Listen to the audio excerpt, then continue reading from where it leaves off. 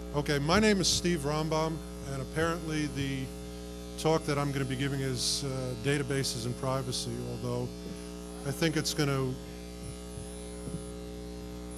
to go a little far afield of just databases and privacy. Two questions before I start. First of all, how many people have heard me speak at prior HOPE conventions? Okay, good. Well, let's go right into it. Although I disagree rather profoundly with a lot of things that the previous speaker said, one of the things that I do agree with is that availability of information, all types of information, to the average person is the primary thing today that either empowers us or disempowers us as citizens, as individuals, as Americans. There are numerous types of data sources out there which either we can't access or we are unaware of their existence.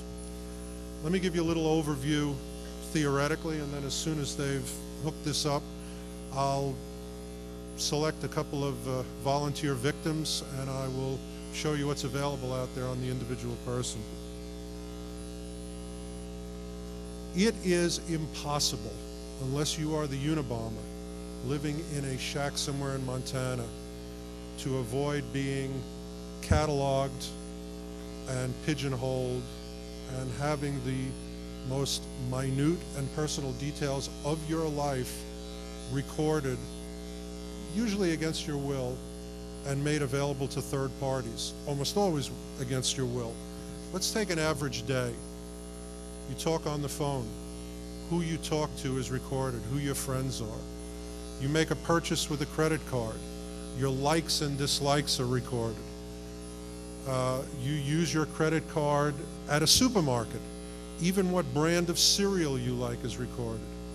You travel, and where you've gone and how long you've stayed there and what movie you've watched on the hotel TV is recorded. You buy a Metro card or use an Easy Pass, and where you've gone and when you've been there is recorded. With the new 911 enhanced cell phones, everywhere you've been during the day, if you've got a cell phone in your pocket, is a matter of record. And by the way, it's extraordinarily accurate. I can tell you that I'm aware of a divorce case where a guy was accused of adultery, and he was able to prove by where his cell phone was during the period of time that he was supposedly philandering that he was not with the woman that he was supposedly cheating with. It goes much further than just the simple databases of which you're aware. Imagine now you subscribe to magazines. Do you buy Soldier of Fortune magazine? Well, that has one connotation. Do you subscribe to Cat Fancy Journal? Well, you probably own a cat. Do you subscribe to Out magazine? Well, you're probably gay. Do you subscribe to Moment magazine? Well, you're probably Jewish. There is nothing that is not categorized and recorded about your life. What you eat, where you go, who your friends are, how much money you make, your religion, your sexual orientation, your pets, your personal ownership of everything. Every time that you fill out a warranty card, every time that you travel somewhere, every time you make a credit card purchase, every time you turn your cell phone on, it goes into a database. Are you clapping in support of the databases, or give me a second. It gets even more insidious when you learn about something called psychographics. It's a term that many of you have never heard. It is a remarkable field of study. It's now, by the way, a field of study that's of great interest to law enforcement. Let me give you an example.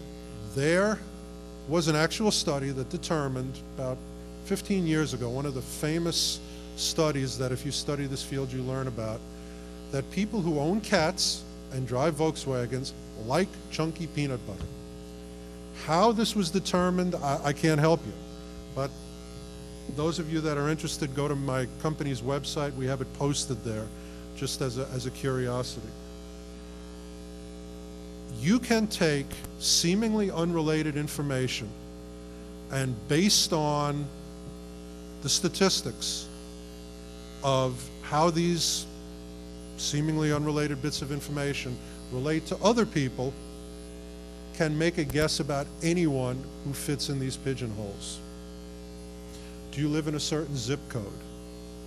Do you drive a Subaru as opposed to a, gosh, I don't know, pickup? Do you live in Texas as opposed to Park Slope? There are conclusions that can very, very reliably be reached.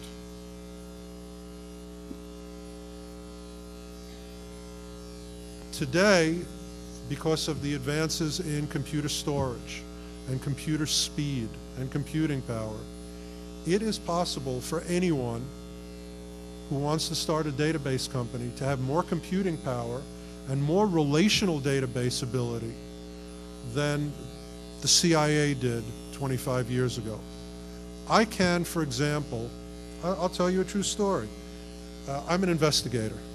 By the way, show of hands, how many people saw me listening to the speech and thought that they had won the Spot the Fed contest? Just show of hands. I'm an investigator, and I conduct real investigations. I was working on a homicide case in Kerr County, Texas, a few years back, and the Sheriff's Department, which is actually one of the more capable sheriff's departments in Texas, was unable to determine who was living in a particular trailer park during a certain period of time. They were looking for potential witnesses to a similar event. We were able to take the Texas driver's license file, run it through my office's computers, and do a search by address, which the Texas DPS computers were not set up to do yet. Even with our office computers, we had enough computing power and enough storage space to take the entire database from the state of Texas, easily put it on a small fraction of a drive, index it by every word, and then just grep for the address or the range of addresses. And we were able to give that to the Sheriff's Department. They were able to actually find witnesses, which allowed them to make a triple murder arrest, or contributed to them being able to make a triple murder arrest. Anyone now has the ability to purchase databases. Now, when I say the ability, I mean the computing ability. We're going to talk about the legal and financial ability in a second, which is where it gets really insidious. There are hundreds of databases out there, which in theory are public record. In practice, they're not. For example, if you want to buy the Louisiana voter registration file, you can. It will cost you $7,000. You must then have the ability to do something with this raw data. If you want to cross-reference that with Louisiana vehicle ownership, you can buy that database for $12,000. Between those two databases and the storage and the programming, you've probably spent about $25,000. Just those two simple databases are outside the financial wherewithal of the average individual. Let's talk about big companies. If you look at Target Marketing Magazine, if you look at any mailing list company's catalog, you will see that available for private industry, and by the way, available today to the FBI. The FBI, as of a month ago, has started purchasing marketing lists and mailing lists and financial institution lists. Whether that's legal or not, I don't know, but they're doing it supposedly to build a relational database that they claim will help them spot anomalies in people's behavior and catch terrorists a little easier. I've got the article with me if anyone wants to see it later. There are databases out there containing every magazine that every person purchases in one database. There are databases of every single vehicle owner. For example, the one put together by Polk, R.L. Polk. Every single vehicle owner in the country. If you've ever gone to Carfax to check carfax.com to check whether a car is a lemon to see where it was previously registered, Carfax is able to do that because thanks to Polk, with which they're affiliated, they have every single motor vehicle in the country. ChoicePoint, Experian, TransUnion, the three big credit bureaus, purchase every single driving record in the country. These databases are now being put together by cooperative groups into one massive database, one massive marketing database, one massive credit database. In theory, this is being done so you can establish marketing profiles for the convenience of the consumer. In theory, this is being done to better predict who's going to be a credit risk, who's going to declare bankruptcy, which in theory will allow banks to give preferential interest rates to people who aren't a risk. In practice, this data is available to all sorts of people that it shouldn't be available to, while not being available to you, occasionally to me, and most of the time you're not even able to access the information that's available in databases on you personally. You're not able to check it for accuracy. You're not able to check it to determine if your credit score is correct, if your medical history, which is contained in a database, maybe not so accidentally called MIB, to see if the marketing profiles of you are accurate. I can tell you that I've done investigations where I have been given by the client, doesn't happen often, but where I've been given by the client an unlimited expense budget to investigate someone. And without leaving my office, I've been able to determine everywhere an individual has lived, where they work, where they worked, what they drive, their finances, their likes, their dislikes, their sexual orientation within a reasonable degree of error, their religion, who their friends are, and so on. Am I going to get an Ethernet connection here? Real soon? Real soon. No. Social engineering is not necessary. Social engineering and cracking as opposed to hacking, and just about every other type of illegal access is the resort of a remarkably lazy person.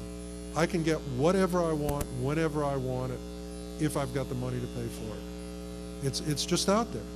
Not only is it out there, but because I also was smart enough to start a marketing company, people beg me to buy it.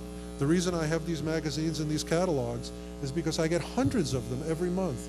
Please buy our mailing list of affluent gay people. No, please buy our mailing list of affluent gay people. Ours is less expensive and it's more NCOA'd, which is post office updated. Some of the marketing lists are designed to be remarkably and frighteningly detailed. For example, there's a,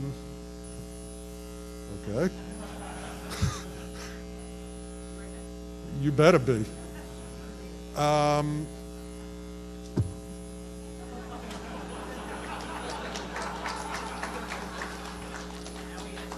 I am an investigator, I'll find you. Little keyword sniffer being installed before I log in, okay. There are databases with names like shotguns and pickups, which are people within a certain income range who live in the southern part of the United States and are considered to be blue collar. There are people, I don't name these databases. There are databases of people who have certain political orientation. You can buy the NRA database. You can buy the National Organization of Women database. You can buy the Soldier of Fortune mailing list. There is no company, no magazine out there that is decent and honorable enough to forego the remarkable amount of money available to anyone who's willing to sell their membership list or their mailing list. If you're a member of AARP, I've got it. I'm sorry? No, but I can call Eric and ask for somebody's address, so it doesn't matter. And it's not that big a database, unfortunately. Pretty much the entire subscriber list is in this room, so I can reach you guys pretty easily. No, 2600 I think probably does not sell their mailing list, and probably 2/3 of the names are bogus anyway, so it's not a good marketing list. If I have someone's identifiers, that's what they're known as, which is a complete name, ideally with a middle name or initial, an address. The holy grail, of course, is a social security number, a date of birth or a year of birth. With those 4 pieces of information, I can find out anything that I want to find out about you. Anything. There is no restriction on what I can conceivably find out. Now, there's 2 possible paths that can lead from that truth. The first is we close everything to everyone. Let me tell you why that doesn't work. First of all, because I can get it anyway. I'm supposed to be able to get your credit card bills. If I want to do it, I can. I'm not supposed to be able to get your phone bills. If I want to get them, I can. The bottom line is there is no closed information.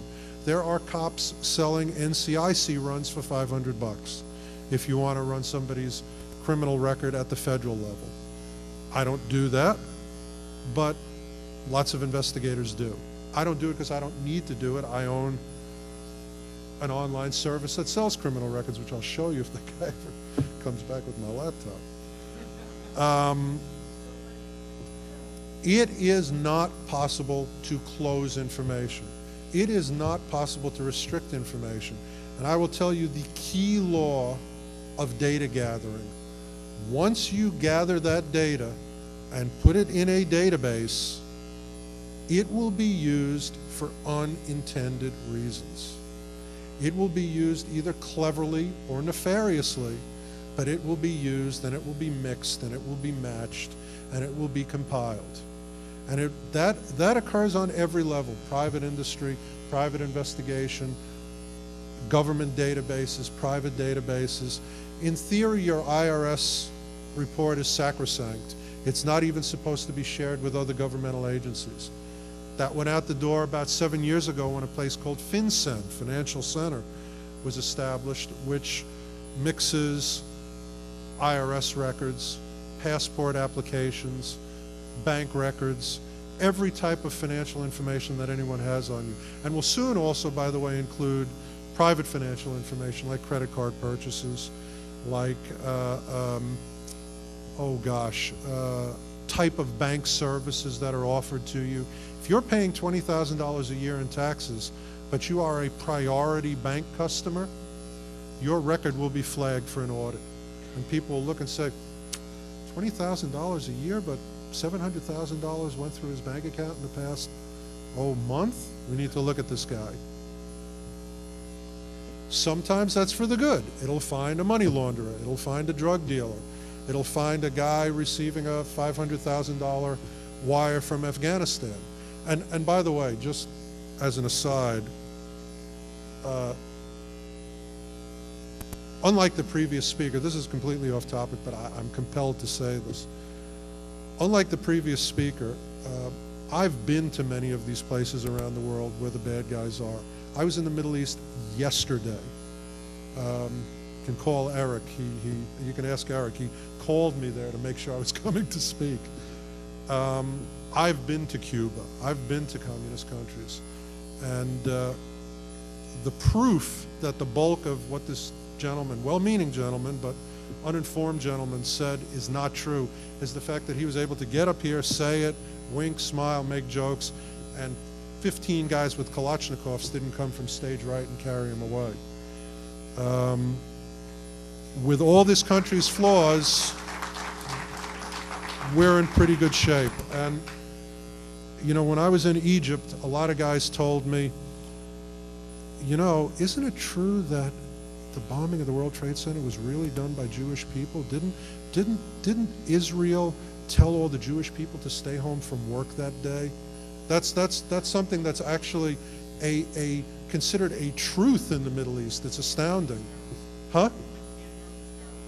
Yes, exactly.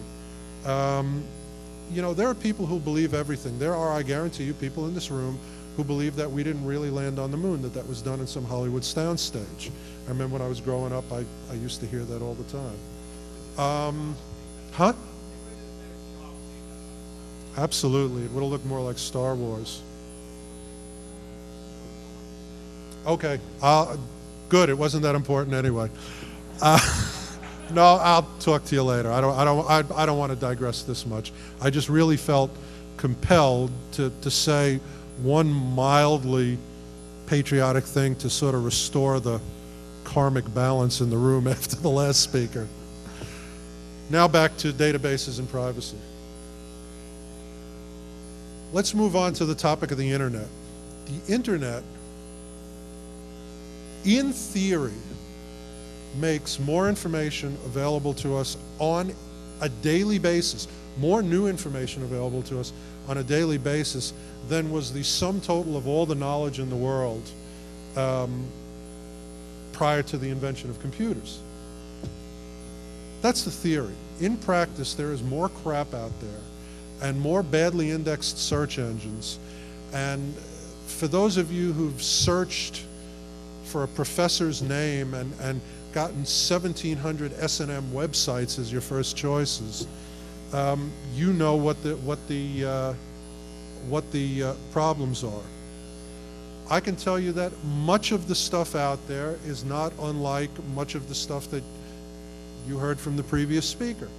It's presented as fact, it's presented as authoritative, and it just ain't true. I just want to stop for a second. Who here is actually a staff member? Is it anyone a staff member here of the convention? Wow. Anarchy rules. Huh? Hey, are you working here? Do me a favor, give me my laptop. Yeah, okay, because if there's a problem hooking it up, maybe we can. The backup is all done. Okay, because good. No, I mean there's a certain point that I just can't continue without being able to do that. Very funny. No, you'll see what they put on there. Everybody's a comedian.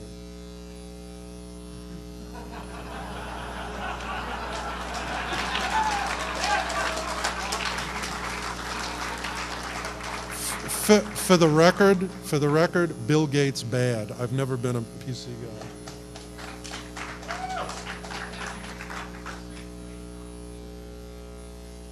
Now, before I do this, let me say two things. We set up a special account on a special website for this. Please do not try to hack in after I've left. There's $700 credit in the account. It's a separate website. All you'll be doing is pissing me off. There's nothing for you to get into.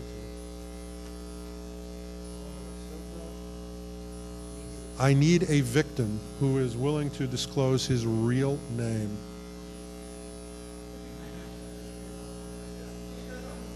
Come here. You'll be sorry.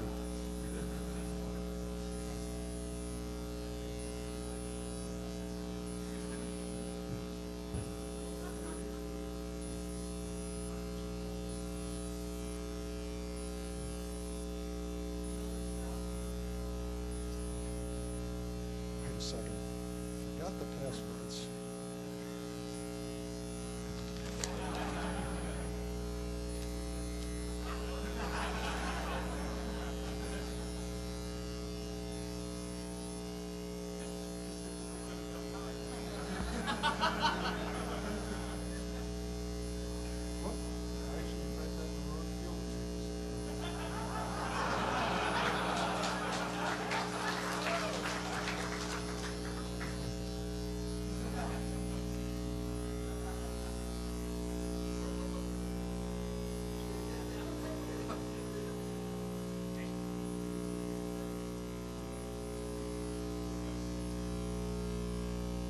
Okay.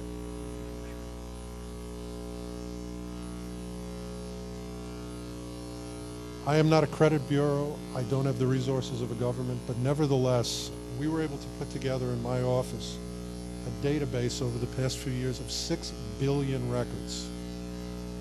This covers the country. You can search. We've indexed by every word. You can search by person's name. If you're searching for a female and you don't know her current married name, you can search by just the first name and a date of birth, by address, by whatever. How old are you? 19. See, you're too young to really show off on. You're not in enough databases yet. I need an older victim. Go sit down now that you've seen the passwords. Older? How old are you? Okay, we'll see in a second if that's true.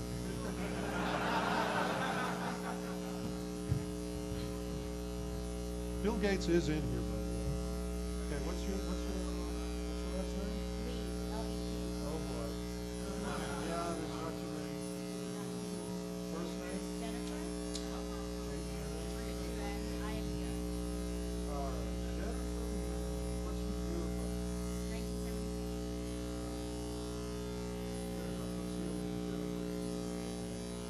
This is going to be really embarrassing if she's not in.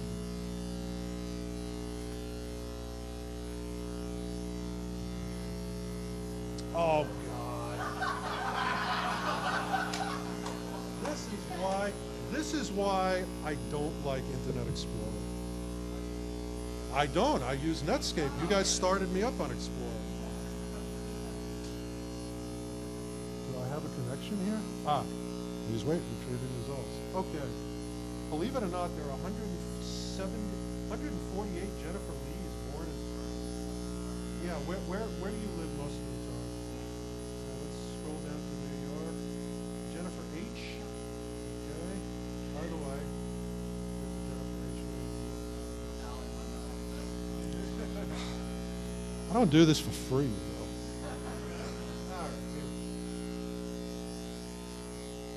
What's your zip code? Which one? Okay.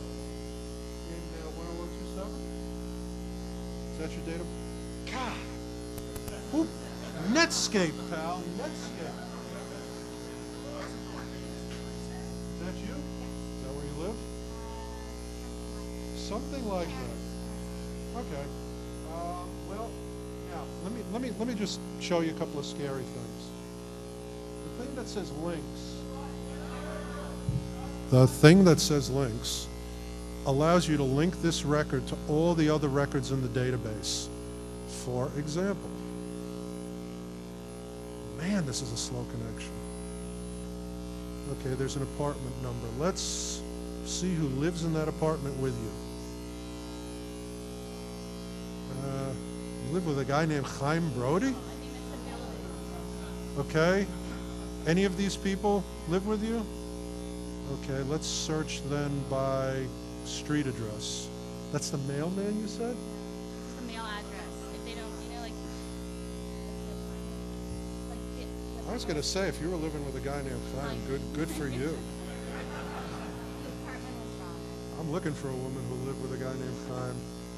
These are, oh, it must be a really It's a big building. All right, let's not monkey with that. But in theory, we should find, I don't know about on this screen, are they family name Lee? All right. Rather than spend years on this and bore everyone, I'm just going to go to the part that says Lee. This is a database that was ridiculously easy to make. It's voter registration, driver license, motor vehicle, and some other weird stuff. Lee. Parents don't vote and they don't drive. Doesn't matter. All right. Doesn't matter. Mom. You'll note she said doesn't vote and doesn't drive. There's mom.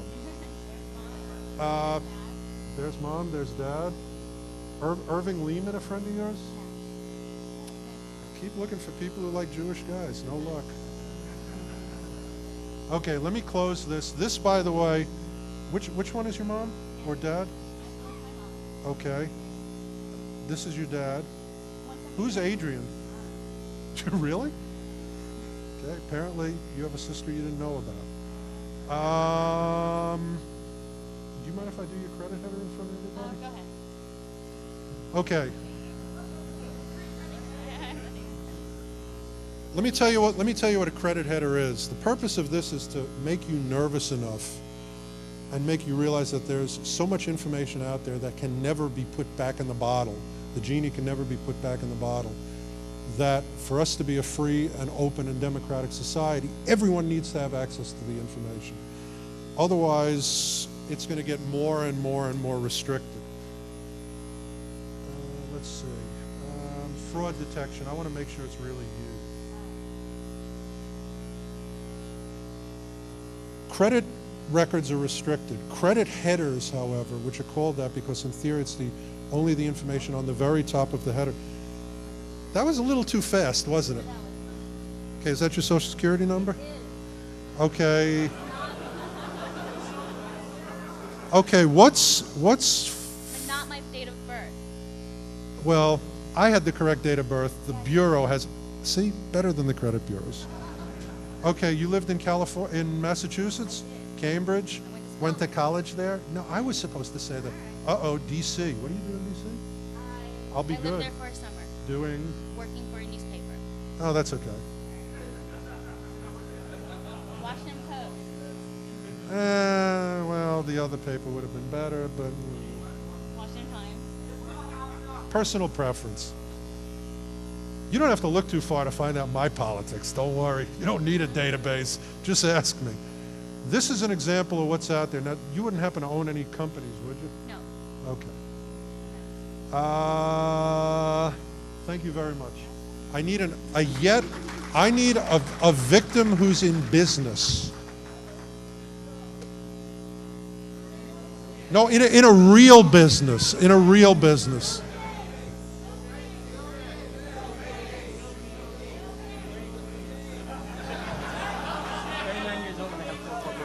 If you run Bill Gates on Internet Explorer, your laptop goes dead, smoke rises from it, you have no idea. Okay.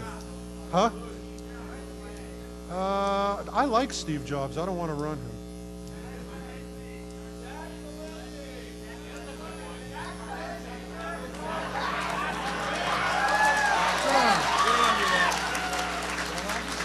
Jack Valenti. Now, Jack, I know you have investigators in the room.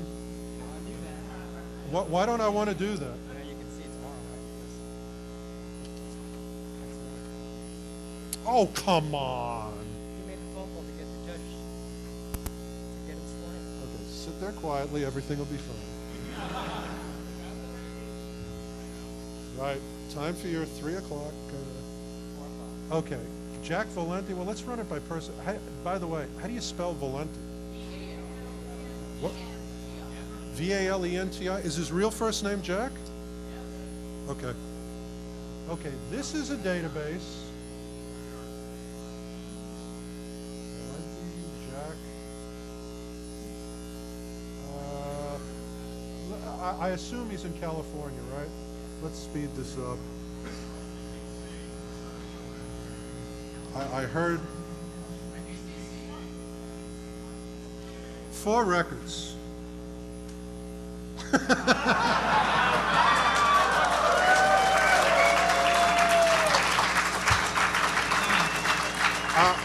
I assume the Ordway drugstore is because he has Winona Ryder under contract. Sorry, I couldn't help myself. Every company is indexed. It's indexed by who owns it, what it does, where it is. No. Whoever said that, no, and shame on you. Social, well, apparently he listed it as social services. Okay, and it was formed in 1922. That's pretty impressive. There's his phone number if you want to call Jack, and his middle name is Joseph. All right. Just as an example, stop that. I'm not running a social security number. Now let me show you an example of one thing which there are, don't be so smart, you're right. as an example of what anyone can do, and trust me, I don't have the computing power. I'm going to need a number from you in a second. I don't have the computing power of a credit bureau. I don't have the financial resources of a governmental agency. But I want to show you what we've been able to do. We've been able to put together a combination of all of our in-house databases that have phone number information with every decent web-based phone number database with a direct link, a 24-hour updated link to all the phone companies, to also things like a Usenet text search and a web search and what have you, which allows finding phone numbers. And it will find, by the way, about 60% of the non-published numbers in the country, which answers, I think it was your question, as to how much monkey business we have to use to get confidential information. The answer is not much. You just have to know where to look.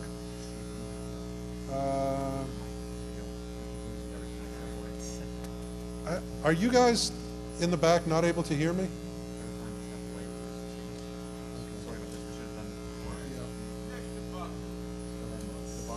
This is a clip-on?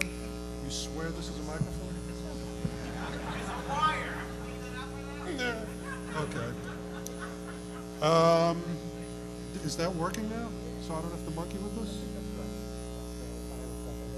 All right. Can you guys hear me in the back? Okay. Good idea. It only took the very end of my talk till you figured that out.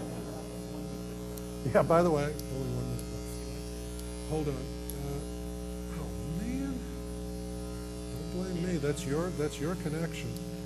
212. 568 2033. Is that a listed number or non-listed? Very, ooh, very listed. Makes Steve look foolish if it doesn't come up. That's the euro. Everything. This is essentially a telephone tracing meta search. That's the best way to explain it. Okay, first thing we do, let me use this one large. Oh, I can't, okay. Sorry, there's a limited screen here. I'll try to switch it out as much as I can. Okay. Starts out by telling you which central office. That's just simple. Okay, Data Protection International. Is that the correct address? Okay. Ooh, is that you? Okay, well, they're using your phone number. Who are they? They may have been the previous people who had it. Okay. So they were probably the previous people who had it. Okay, now archive telephones, you're right, they're the previous people. What we did was, as part of a joint project with a company called the Wingate Group, we bought up tapes from every telephone company, even the little telephone co-ops in the country, and we have about 24 years of tapes. And that's very valuable stuff for investigators if you want to break a cold case. Somebody comes to you and says, you know, this guy was wrongly convicted of murder that occurred on the corner of 87th Street and Broadway. And you need to know who was at 87th Street and Broadway 11 years ago so you can go look for old witnesses. And I guess they were there. Let's see. Nothing in Usenet. See, apparently you're not controversial enough. Not yet. Do we have somebody here with a listed number who's controversial?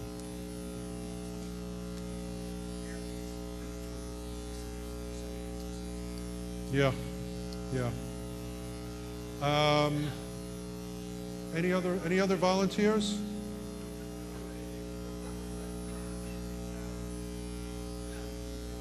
I can't hear a word you're saying, pal.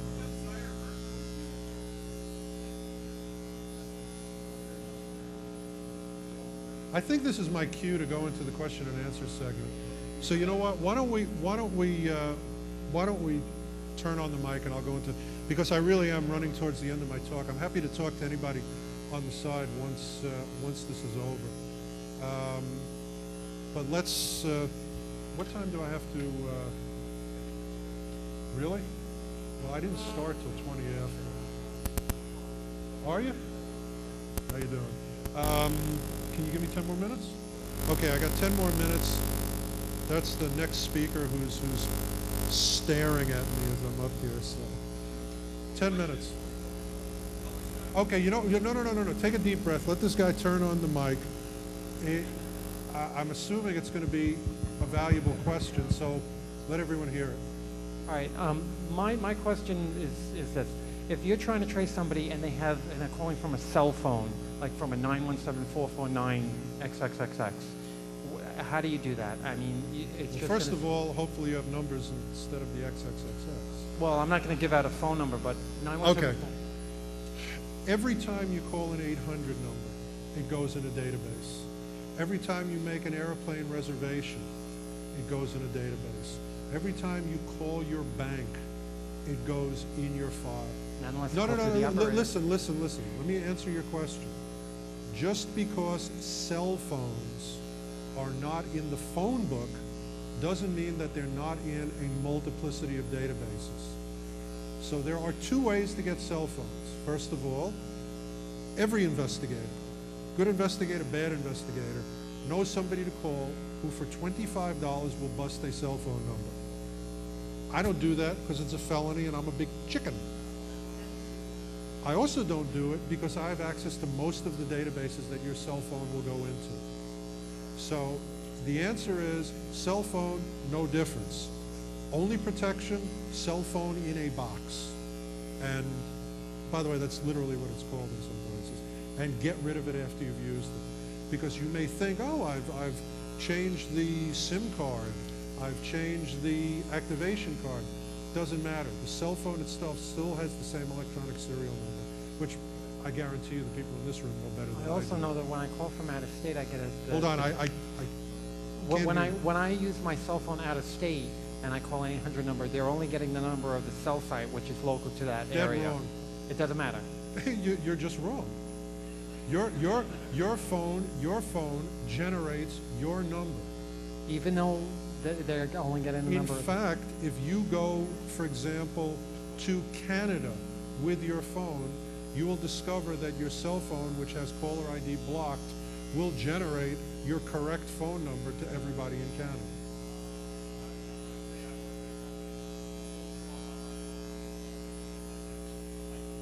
Okay, for those of you that can't hear the guy, he agrees. Did I answer your question? If you're going to use your cell phone to, I don't know, crank your ex-girlfriend, threaten the president, use a payphone. With all the databases and everything else they have... And by the way, don't threaten this president. Next. With all the databases and everything they have, why can't they track the bad guys? And why can't they really get them? They can, which is another area in which what I know and what the previous speaker thinks wildly diverge. If you believe that it's not possible for the FBI, the CIA, and the Air Force to have screwed up as badly as they did, you've never worked with federal government agencies. I didn't say that as an applause line. It scares the bejesus out of me. To be a desk officer of the CIA, and I've worked with CIA desk officers, to be a desk officer of the CIA, and a desk officer is someone who is responsible for overseeing the spying in a particular country or a particular region. You don't have to speak the language of that country. You don't even have to read the newspapers. I can tell you that I've closed cases originating out of Israel because I read Hebrew. And because the bonehead that was working on the case before me, whose responsibility it was to investigate something in Israel, could not read Hebrew. Yes, what happened on September 11th is because, first of all, because nobody expected September 11th, even though all the clues were there. It is not because of some massive governmental conspiracy and George Bush has a secret stock holding in the construction company that's going to build the new World Trade Centers or something like that. It's because our governmental agencies, for the most part, are run by boobs, yes. So, and I'm not running them down. The fact of the matter is I've worked with feds, not your friends, but I've worked with feds who have been terrifically dedicated, remarkably motivated, work like dogs despite the fact that they're horribly underpaid. And the good guys are just, the capable people are so mangled by the bureaucracy that they run screaming into private industry, which is why working for me are some great ex-feds. All right. I can probably take all 4 people's questions if you speak fast and ask short questions. One thing that you mentioned Not was... that fast. Okay. One thing that you mentioned was bringing equality to this whole equation by distributing these databases to everybody. So No, that no, no, anybody no, can not have by access to them. distributing, but by not restricting. I don't think that it's appropriate. Look, I'm an investigator. I make a lot of money because people don't have access to this data and I do. And I think it's profoundly unfair.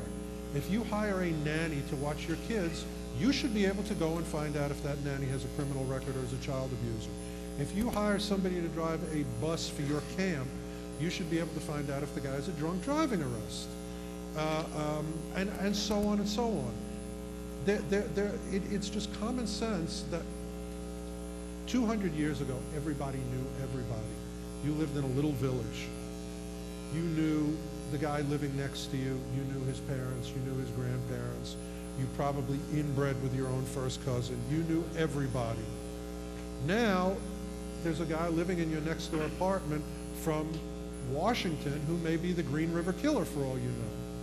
You need to be able to check people out when you have a legitimate reason to do so. I'm not saying you should be able to stalk your ex-girlfriend and track down where she's living after you called her 25 times in one night and she broke up with you. What I am saying is if you've got a legitimate reason to know about somebody, you shouldn't have to pay me $500 for the privilege of finding out really basic information about that individual. Okay. By the way, it's $500 to start. Yeah, let me rephrase that question. Okay, if today you had unlimited budget, unlimited political power, what are the 2 things, or would you go more technical bent, or would you open this up by through the system of politics? There's no new technology necessary. Zero. It's there. The first thing I would do is if I was suddenly made Minister of Information, cool title. Okay, I'm Minister of Information. My first royal legislation is all governmental agencies who have databases that are considered public record. By public record, I mean if you go into their office, they got to give it to you. I would mandate that every single one of those databases within 12 months must be on the web and must be searchable by all input criteria. Which, by the way, is the reason why nobody's going to make me Minister of Information. Well, I'm sorry, I didn't get your name and address? I agree with you about the all the data being collected on us is out there for the taking. For the people with the money, they have the ability to pull that information up. But as your example with Jennifer shows, there's a glut of information, and even with a name and a date of birth and a town, oh, okay, let me say problems. that was, you're halfway correct. That's a bad example here because I didn't put in all the information she gave me. If I had her social security number, I would have just punched it in and I would have not gotten a data glut. I would have gotten an alternate record. So in most cases, data glut, not data glut. If you have input criteria that's accurate, you will be able to get very, very finely defined and frighteningly accurate information. The place where data glut kicks in is with you, not with me. When you're out there trying to define down your investigation, you have to wade through stacks of crap. And that's part of the inequity in the system. That's actually a perfect example of what I'm talking about. I can, for about $2, run Jennifer, get her social security number, feed that back in, and get everything I need. Get her date of birth, get her driving record, her vehicles, her mom, her dad, her boyfriends, where she went to school, and so on and so forth. If you had enough information to start with. No, absolutely not. I can start with a name and an approximate age and define it downward. And by the records that I'm getting, sift and filter, and this is not a particularly difficult process. With just her name, Manhattan, and her approximate age, I could have defined it down to where I had her social security number within 10 minutes. And after the talk, if you want to see me do it, I'll do it on you. And by the way, in less than 10 minutes, probably. Thanks. You mentioned earlier that you can track things such as subway card usage, Metro card usage. Now, I can't, but the MTA does, and I have subpoenaed that information in connection with cases, yes. well, I'm curious, how do you track that information if it wasn't purchased over the phone or by credit card? Because, you know, up to... Well, in the case where I did it, a guy was arrested and we had his MTA card in evidence. But first of all, I got to tell you, today, the majority of MTA cards and Easy Pass are purchased by credit card or by personal or company check. Very few people pay cash these days. Now let me tell you something else. Going back to the whole discussion about databases, I can have MTA do a run. Let's say I know where you work and where you live and one other criteria, any criteria. I can see what Metro card went to these places on a regular basis, and I got your Metro card. So, I mean, it's not a question of big brother. It's a question of a lot of little brothers and little sisters that when they're combined, essentially allow me to know everything about you. And by the way, for the people who are going to come to me afterwards and say, well, I do everything with cash, I'm not in any database. Let me tell you something, that puts you in a database. No, I'm telling you this as a professional investigator. Anybody who's not in a database makes people nervous, so they put them in a database. Hi, quick two-pronged question about the psychographics. One, I've read articles about people who talk about, you know, minor forms of civil disobedience where, you know, trade your little, you know, key food card with other people, screw up their database. Is that anything more than symbolic? Hopeless and meaningless. Okay, fair enough. You know, it's like people who use PGP to send messages to their girlfriend. I love you, I'll see you at the movies. Anybody? All right. Okay, I have to just say something. When I checked in, they gave me this threat assessment thing, which says that I'm only a guarded threat. I told them after my speech, you are going to have to upgrade me to severe, and I am a severe threat.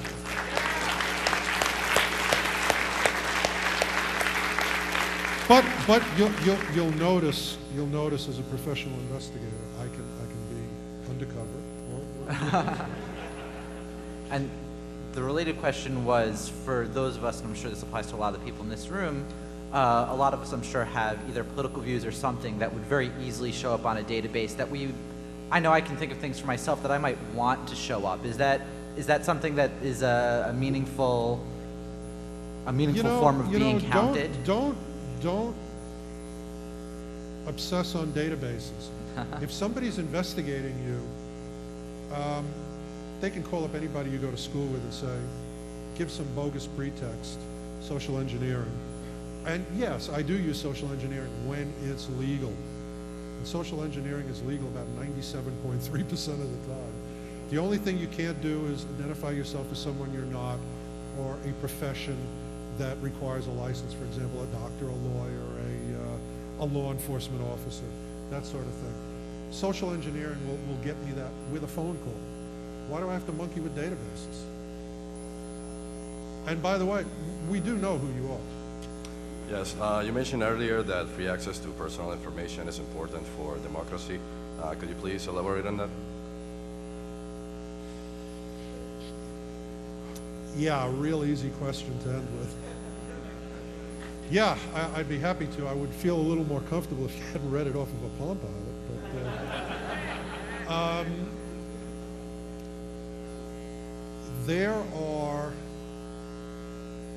there is very little that is not known. There is very little about politicians that's not known. There's very little about bad individuals that's not known. There's very little about the world in general that's not known. But the actual access to this information is severely limited. You know, I remember a few years ago, a movie was made about a family that developed a cure for a terminal illness for their son. Thank you. And this cure had been known for 500 or 600 years. It just wasn't out there in an available way. It was probably in a medical research database or a Newsnet database that you have to pay $1,000 a year to subscribe to. It's just not available to the average person. That's an extreme example. A simpler, a better example is, let's say, for example, I am searching for my runaway daughter. I am an average person. I don't have access to every state's database. My daughter, when she turned 18 after she ran away, got a driver's license in Oregon. I have to either go to an investigator and pay him money to find this, or I have to ask the police to find her, beg the police to find her. They won't do it because she's an adult. Or if this information is open, I find my daughter. I hire a nanny. I can either hire an investigator to check her out for $500, or if the information is open, I find out that she has a child assault case in a neighboring state. Every bit of information, or the vast, vast majority of everything that you might reasonably need to know in your life is there. It's available. You know, there's a saying, there's nothing new under the sun. Not to bring in a biblical reference to a hacker convention.